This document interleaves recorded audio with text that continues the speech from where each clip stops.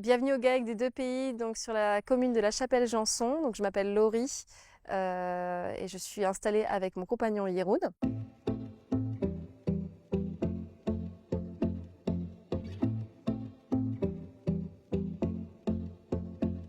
On est sur une ferme laitière en fait, du coup avec une centaine de vaches laitières de race Primo Holstein et 90 hectares de surface. Au niveau de l'assolement, on va être sur 35 hectares de maïs, fourrage, une quarantaine d'hectares d'herbe et le reste en céréales, donc principalement du blé et puis un petit peu d'orge. En fait, on est arrivé ici il y a 5 ans. On a racheté une ferme qui n'est pas issue de la famille, donc c'est par un tiers. Et du coup, en fait, donc mon compagnon est hollandais, donc au niveau de notre choix de ferme, on a quand même passé 3 ans à chercher la ferme. On a choisi quand même un lieu qui était propice en termes de contexte pédoclimatique, propice à faire de l'herbe et du maïs.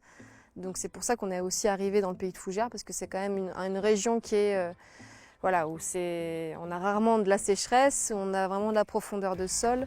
Une précocité aussi au niveau du sol, ce qui fait que les maïs, on peut aussi démarrer de bonne heure au mois d'avril à semer. En rendement sur du maïs en silage, on va être sur 14-15 tonnes de matière sèche en moyenne hein, donc en fonction des parcelles.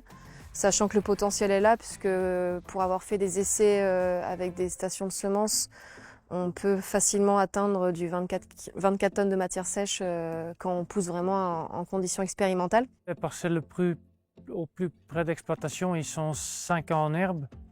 Après 2 ans, 2 voire 3 ans en maïs et suivi, oui ou non, d'une année de blé, une année de céréales et puis on repart à 5 années en herbe. Et les parcelles un petit peu plus éloignées, ils sont 2 voire 3 ans en maïs. Suivi par un blé. Ici, dans le secteur, on laboure beaucoup, presque systématique, et on commence à faire du maïs donc sans labour. Ce qui marche ici, niveau rendement, ça marche très bien.